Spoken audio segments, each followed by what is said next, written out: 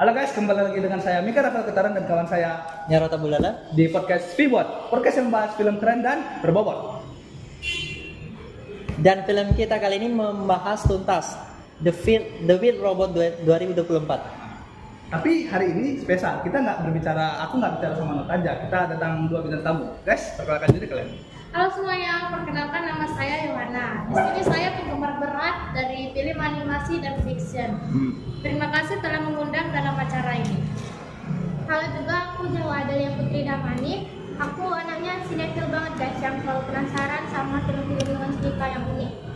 Kayaknya kelihatannya Seru ya. film ini seru banget. Ya. Mari kita membahas Dengan tuntas. Oke.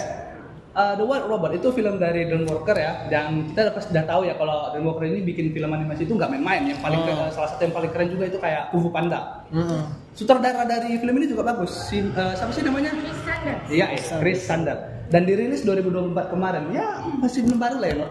Dan juga film ini memiliki pengisi suara yang sangat hebat. Itu Puspitas dan Lupita, Lupita, betul. ya. Lupita dan teman dia Pedro, betul. Ya. Dan di situ sangat bagus pokoknya. Bagus ya. Kalau menurut kalian? Benar banget yang dibilang Mota itu.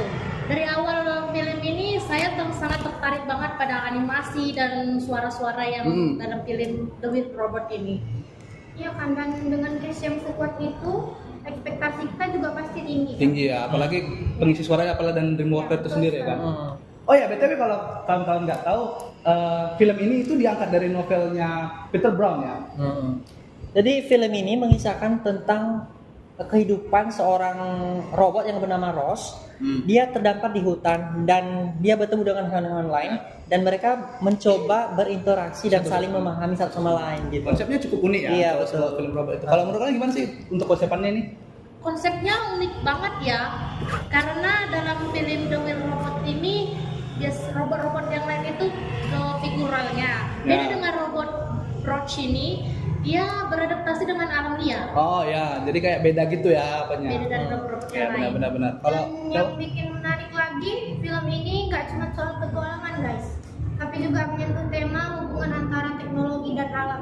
oh ya benar banget. Karena gini, coba bayangin deh ada robot yang terdampar di pulau dan ngangkat angsa ya, Iya, angsa liar itu jadi anaknya, namanya Blackbill gitu. Jadi konsepannya cukup unik sih ya. Iya.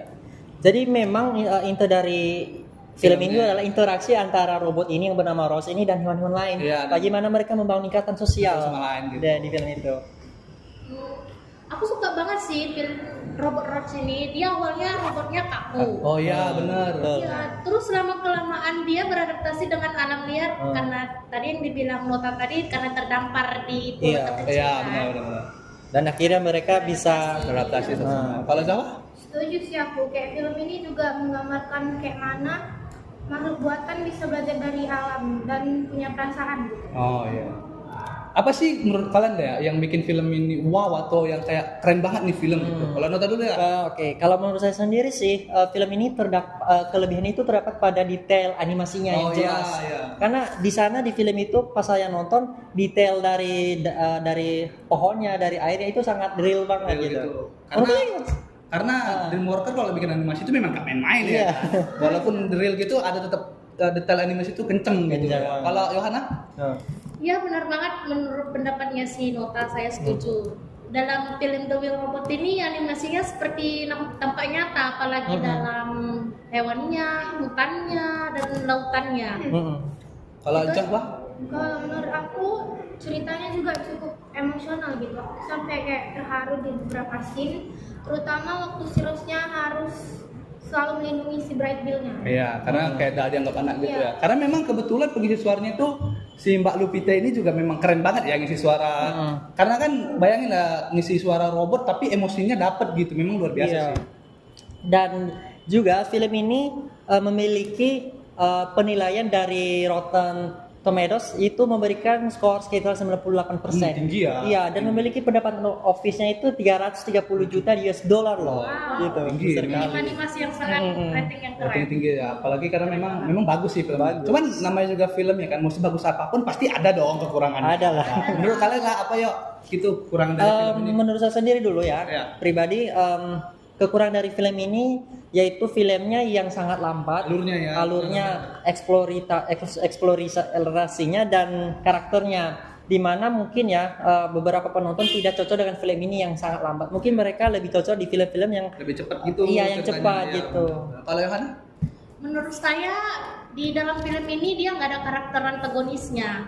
Jadi dia robot Rose ini lebih beradaptasi dengan lingkungan sekitarnya, makanya tidak ada antagonisnya. Yang harus dilawan itu bukan musuh, tapi alam itu sendiri. Kalau nggak jelas ya. Menurut aku mungkin di bagian endingnya ya, kayak mungkin agak terbuka, bikin kayak beberapa orang kayak merasa kurang puas gitu. Tanggung gitu ya, kayak nggak sampai gitu. Tapi overall film ini bagus, pasti bagus, kita anggap bagus. Karena kalau di Rotten Potatoes juga udah 98 itu udah tinggi dong ya. Udah.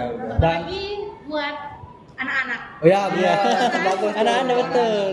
Karena animasinya bagus, Iya. terus suaranya keren, dan ada moralnya juga. ya. Ada. Memang bagus sih. Dan jangan lupa film ini tidak sempurna gitu, tidak, ya. jadi ini sangat direkomendasikan dengan untuk ditonton baik itu anak-anak, orang dewasa. Karena seperti yang Mika bilang mengandung moral gitu. Ya. Walaupun memang ada beberapa sedikit kekurangannya juga ya kan. Kalau untuk Yohana, pendapatnya gimana sih soal film ini? Setuju banget. Film ini bukan cuma untuk hiburan, tetapi juga kita bagaimana cara berpikir, bagaimana teknologi dan lingkungan liar itu Bisa bersatu gitu. berhubungan, ya, gitu. Benar-benar sih. Kalau Cawak? Oke, itu aja kayaknya. Aku setuju sama Siana. Pokoknya kalian wajib nonton. Apalagi buat kalian yang suka film animasi yang punya kayak kedalaman cerita. Tuh, memang wajib ditonton ya. Wajib. Oke guys, kayaknya V buat hari ini segitu aja. Terima kasih buat nonton dan terima kasih juga untuk bintang tamu kita hari ini ya udah mau berbagi pendapat dengan kami tentang film yang bagus ini. Dan jangan lupa buat teman-teman yang dengerin podcast kita kali ini, jangan lupa berikan pendapat kalian di kolom komentar dan sosial media kita. Saya Mika Rafael Ketaran dan ini kawan saya. Nyarota Bulala. Sampai jumpa di V buat berikutnya. Bye bye.